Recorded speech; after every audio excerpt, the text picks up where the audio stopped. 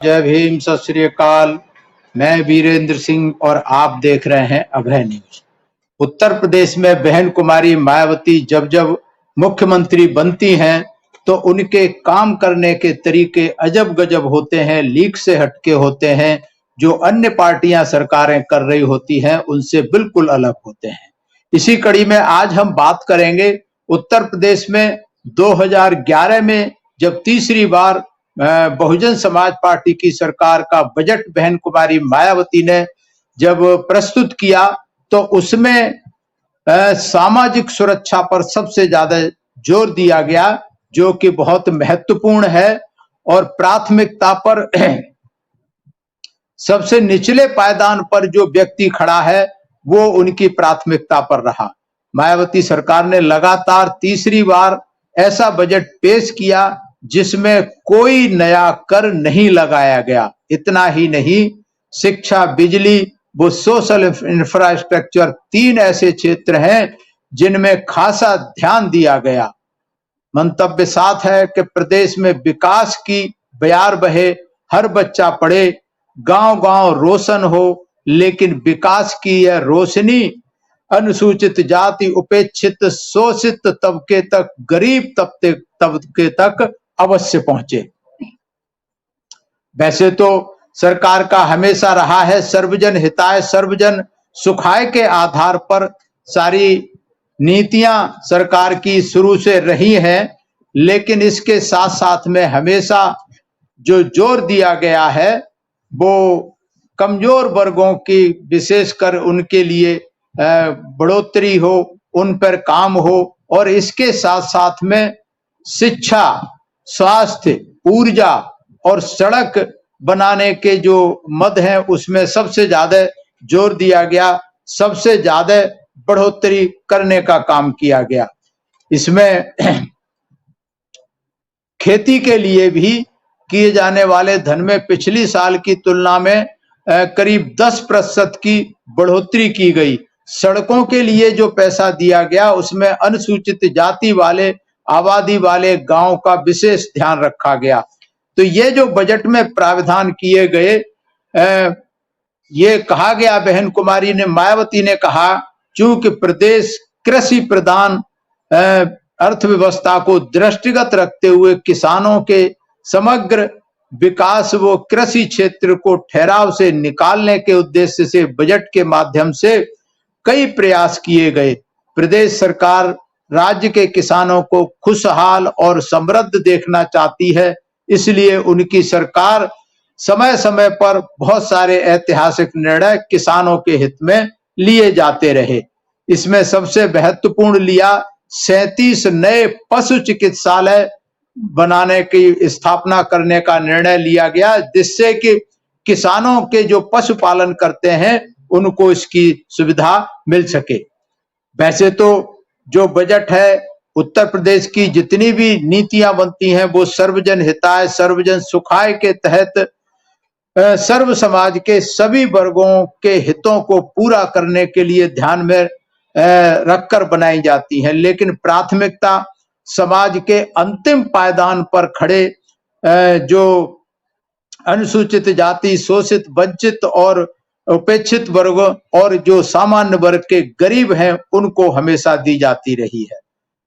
सरकार के पहले शासनकाल से लेकर के और चौथे शासनकाल तक दौरान सरकार ने अनेक ऐतिहासिक और अभूतपूर्व निर्णय लेकर उत्तर प्रदेश में सामाजिक परिवर्तन आंदोलन को एक नई दिशा और नई ऊर्जा प्रदान करने का काम किया। माननीय मुख्यमंत्री सुश्री मायावती ने कहा कि गांव के विकास के बिना प्रदेश के विकास की कल्पना भी नहीं की जा सकती। इसी को ध्यान में रखते हुए उनकी सरकार गांव में भी शहरों जैसी आधारभूत सुविधाएं उपलब्ध कराने के लिए हमेशा से प्रयास करती रही है। गांव में विशेषकर जो अंबेडकर ग्रामों में जो योजना शुरू की गई उसमें शहरों जैसी सुविधाएं उपलब्ध कराने के लिए पर्याप्त धनराशि की व्यवस्था हर बजट में की गई। इसके अलावा गांव में पेयजल की आपूर्ति के लिए भी विशेष प्रयास किए गए, जिसमें तमाम सारे हजारों की तादाद में, लाखों की तादाद में हैंड पंपों की रीबोरिंग और बहुत सारे जो पेज जो होते हैं उनके कार्यक्रम किए गए उत्तर प्रदेश की सरकार ने जब जब भी बजट आया। तो इसको कहते हैं कि माया का सामाजिक सुरक्षा का बजट।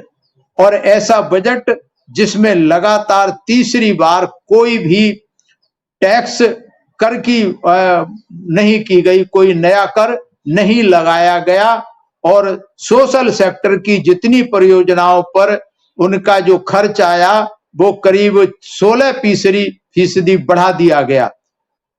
इन खास करके ये शिक्षा, स्वास्थ्य और सुरक्षा और सड़क के विकास के लिए पूरा सबसे ज्यादा इस पर ध्यान दिया गया।